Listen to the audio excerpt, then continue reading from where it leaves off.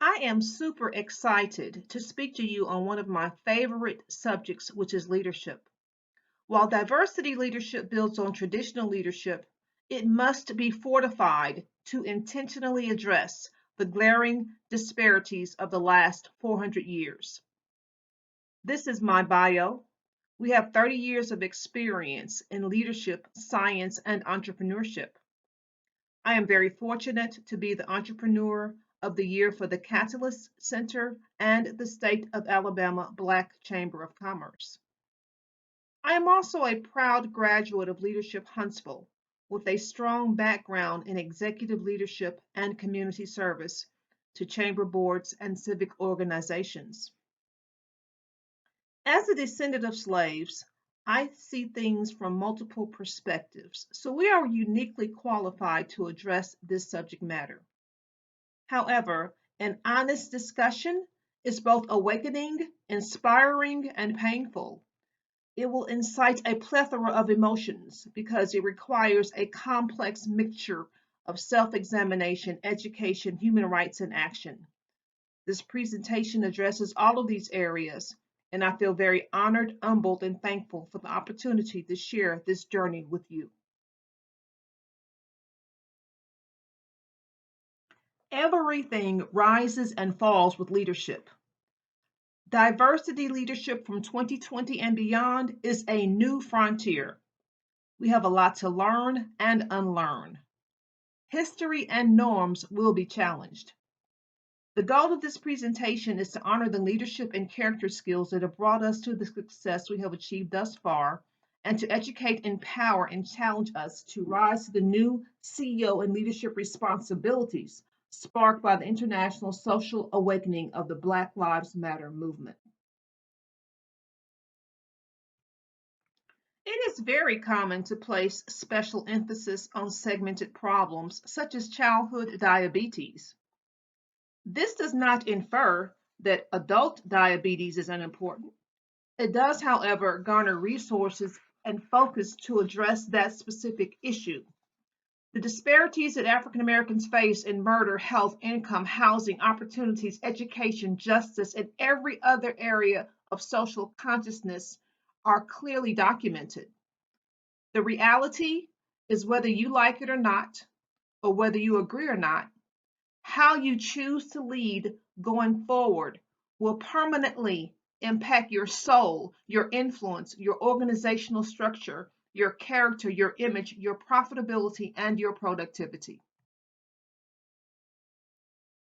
This is a popular quote by John F. Kennedy. Silence is complicit with the acceptance of how American historically and currently treats African Americans. Not being a racist is passive and pacifies our indifference. Anti racism requires active recognition, allies, and action. Please know that some of the information shared today will not be comfortable, but it is necessary for two important reasons. Number one, so we can better understand who we are, and number two, so we can embrace, not erase our past, and build on everything we have in common. Okay, let's rock and roll. This is our agenda. We will dive deep into diversity leadership because it requires a different mindset and skill set. Plus, most CEOs are not prepared to make the shift. Change requires trust, honesty, humility, vulnerability, and transparency. That is why we have to trust each other and learn from each other with open hearts. This is a sensitive and tender subject. But trust me, I have a 360-degree view as an African American female scientist, 30-year entrepreneur, CEO, and slave descendant. I have broken a lot of barriers, and I am qualified, prayed up, and prepared to deal with it right now. So if I give you the best of me, will you agree to be vulnerable, open, and transparent? If so, raise your hand in the chat. Thank you for that affirmation and support. The last agenda item is action. When it comes to action, we get very specific because diversity leadership is hard work. It takes courage, training, resources, and commitment to lead through diversity. But if you are a progressive visionary, you will see that it is worth the investment. We have designed the CEO Blueprint for Diversity to help you thrive. And just know that you are not here at this moment in time by coincidence. So if you are ready, put on your seatbelt, open your mind, and type "Let's rock and roll" in the chat. The only thing constant is change. And with every change is the opportunity to become better. So leaders must embrace change. Change takes courage, vulnerability, transparency, knowledge, empathy, compassion, tolerance, understanding, intestinal fortitude, and love. These characteristics are already in you.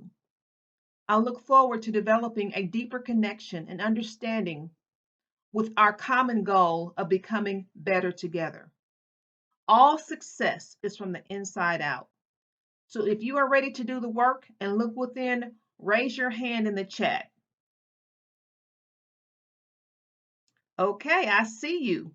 So buckle your seatbelt because the next few slides will challenge some long-standing norms. The only race is the human race, and the only difference between us is our thinking. I coined this phrase based on Bible knowledge, history, education, and international cultural experiences. We examine it very deeply in the blueprint.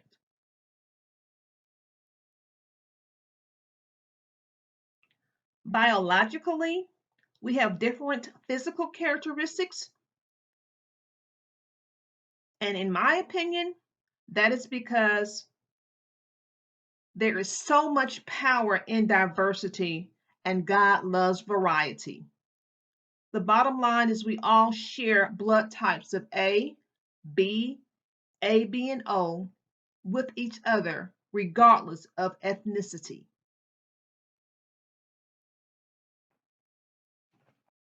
Historically and biblically, I believe we have a common origin from one location, one man, and one woman. Physically, we have different characteristics, but we are all connected. So let's take a poll because I want to hear your thoughts.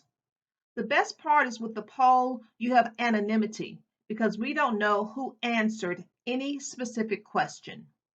So here's the question.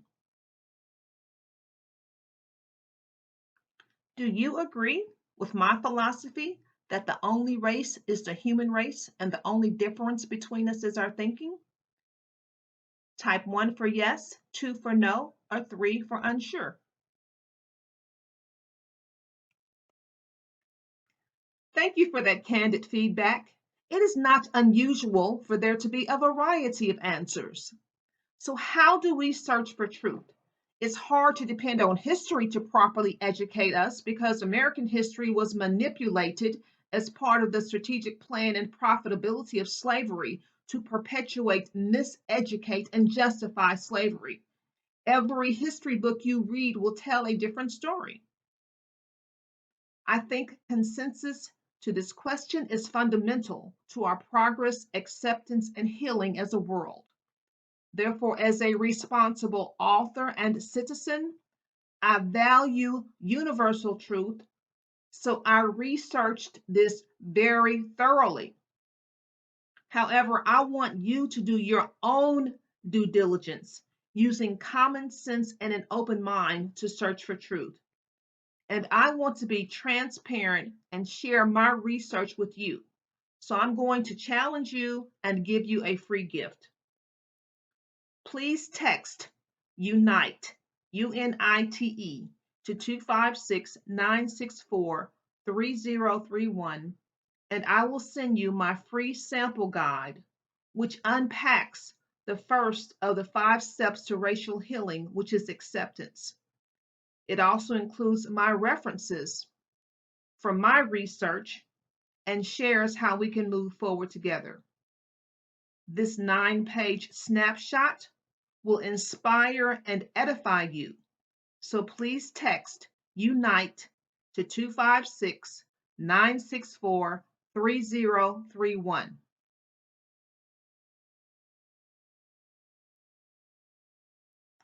This is my second philosophical belief. We don't see people as they are, we see people as we are. We all have conscious and unconscious bias filtered through our beliefs, education, religion, norms, and life experiences. We are not born racist. We are taught and tolerate racism. Our physical characteristics, language, and dialect are not connected to our intellect. My challenge is for you to look in before looking out and to become consciously aware of why you believe what you believe and how this has affected your decisions. In our blueprint, we help you gain awareness, accountability, and clarity. As a 30-year CEO, I think most organizations are squashing more talent than they are developing due to fear, ignorance, lack of training, weak leadership, and insecurity. Look at these 12 benefits of diversity and type into the chat the numbers that correspond to the benefits you most like. All organizations and stockholders should want more of this. Diversity can strengthen every aspect of your business. The $1,000,000 question is, are you prepared to thrive with diversity? Your employees are yearning for and demanding acceptance, acknowledgement, and action. They need to know that leadership cares because silence is not acceptable. So if your knowledge of diversity is not from 2020, then you are out of touch as a CEO. The new challenge requires new solutions. I believe that every challenge is an opportunity to become better. Smart and progressive CEOs must choose to pay attention and intentionally become proactive solution providers. We are uniquely qualified to help you bridge the gap so you can operate from a place of knowledge, empowerment, and action. You will not read about these solutions and strategies in textbooks or learn to master them in executive training. This is a 2020 and beyond solution. Please understand that I am a CEO also, so I understand risk versus reward. Change is hard. I have documented at least 15 barriers to change that must be addressed from the top down. Change starts with an empathetic understanding.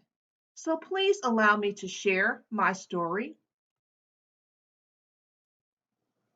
My great grandparents were slaves and tenant farmers. My father was born in Alabama. It was against the law for slaves to marry, read, write, vote, or to own property. Their ancestors were free men, women, and children from Africa, which is the cradle of civilization, who were stripped of their country, culture, language, family, name, and religion. They were shackled and forced to perform hard, heinous, and brutal labor that built the American economy. Their children were born into slavery. Mothers and sons were forced to breed to produce stronger slave labor. If they were caught reading, they could be lynched because reading was illegal, but lynching was not. I am proud of my slave heritage because it represents hope, tenacity, and perseverance. As a Black female scientist, entrepreneur, and 30-year CEO, I am honored to represent the Catalyst as Entrepreneur of the Year and to provide strategies to help us become part of the solution. One of the recurring comments that I hear from my fellow peers is, why are we still here after 400 years? I mean, other cultures have come, assimilated, and raised their standard of living consistently. This is a logical question if you look at it from a fair, logical, and equitable perspective. It is a logical question if you have never had any barriers to success or opportunity based on your skin color. It is a fair question if you have never been profiled or stigmatized as dumb, dishonest, inferior, dangerous, or illiterate because of your skin color. However, for African Americans, the answer requires a different question because the problems that caused this great divide still exist. Please allow me to explain. Unfortunately, for many slaves, they were legally freed, but their minds were still shackled. This is because the power of slavery in the minds of a people who have been oppressed for generations causes disproportionate and residual pain, fear, hopelessness, and despair. The shackling of the mind is synonymous to how a full grown 10-foot elephant that can uproot a tree as easily as you and I can break a toothpick can be bound to a small wooden peg that is hammered into the ground and tied to a flimsy rope.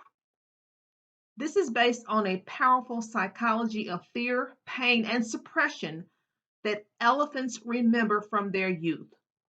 The baby elephants remember the repeated pain of escape as they struggled for freedom. Over years of unsuccessful attempts for freedom, the baby elephant succumbs to the mental and psychological limitation of bondage by believing it is futile to try to escape, so it stops trying. Similarly, the residual psychological bondage that was imposed on slaves still remains. Many African Americans suffer from post traumatic slave syndrome. They remember the violence, fear, terror, pain, limitations, and intimidation. The worst part is, for African American slaves, the fear of success is just as oppressive as the fear of failure because they were punished, murdered, beaten, and lynched for trying to lift themselves while being forced to depend on someone else for everything. After hundreds of years, many lost hope and passed on generational hopelessness. At the same time, the tentacles of systemic racism became entrenched in every system in America. Racism is legislated, tolerated, and justified. Its foundation is based on greed, power, fear, and insecurity. It comes from the inside out. It has no respect for character or potential. It is hiding in plain sight, but it is invisible to those who are not affected by it. It is so entrenched in the American fabric that most people do not believe it exists. Imagine this severity of physical, mental, financial, psychological, and emotional oppression happening to you or anyone in your lineage for hundreds of years. There is a tremendous wealth and opportunity divide that must be addressed in 2020 and beyond. According to AmericanProgress.org, Black families earn 10 times less than white families, while L.A. Johnson of NPR states that young Black males are twice as likely to be killed by police. My question to you is, how do we restore hope and equality when racism still exists? The answer is you. In spite of great progress led by servant leaders of all ethnicities, there remains large disparities in economics, wealth, housing, employment, education, health, the judicial system, income, political representation, military, and advancements for African Americans. 400 years of a system that was intentionally designed to seek and destroy a specific group of people has to be intentionally corrected. It will require leadership, knowledge, training, investing, and accountability. But it starts with you. You can advocate for racial equality. You can become an ally. You can intentionally focus on the African Americans in your organization to ensure that pay and opportunity is distributed fairly. You can be intentional. You can recognize and develop the talent within your organization. You can ask questions and assess the mindset of those around you when it comes to diversity so you can lead by example. Look at these tremendous benefits of diversity again and imagine how much stronger and happier we would be if we spent the last 400 years empowering others as opposed to suppressing them. Our goal is to help you get there. The good news is you are closer than you think.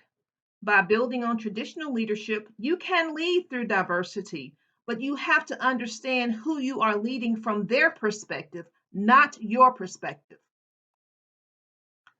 Let's bridge this gap together. I am sure you will agree that we have a lot to learn and unlearn. As a CEO, I see the low self esteem of many of my clients. I see the results of 400 years of suppression that manifests in limited thinking, that decapitate ambition, self motivation, and self worth. I see the economic wealth gap and disparities based on color. As a fellow CEO, I consider it a privilege and a responsibility to share perspectives, insights, and solutions that can help us learn, heal, and become better. I am your ally, and I am ready to empower your executive leadership and your organization. I love America. My father, father in law, daughter, and nephew are proud veterans of this great country. However, my husband and nephews have been beaten, profiled, and accosted. My daughters share specific examples of how they were profiled and excluded from opportunities as early as elementary school. We have been victims of predatory lending and neighborhood redlining. My husband, who grew up picking cotton, has had medical procedures without proper anesthesia. There is clear documentation of harsh gynecological procedures performed on slave women without anesthesia because it was a stereotype that slaves did not feel pain.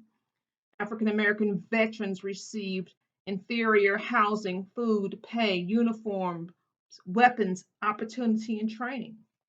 But I love America, and America is resilient.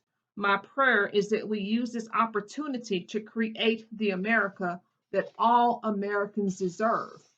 I pray the next chapter of history will reflect the freedom and unalienable rights that America fought for as a birthright for all Americans. The best part is that with your leadership, we get to write the next inspiring chapter based on hope, equality, inclusiveness, and empowerment. In closing, I would like to thank the Catalyst for allowing me to share this tender topic with you. It is a testament to the core values of inclusiveness and empowerment that I have felt as a member. I trust its courageous leadership, and I know it will continue to thrive. At this time, I will address any questions and listen to your feedback. Please remember to grab your free gift. Take action now. Text UNITE, UNITE, to 256 964 3031.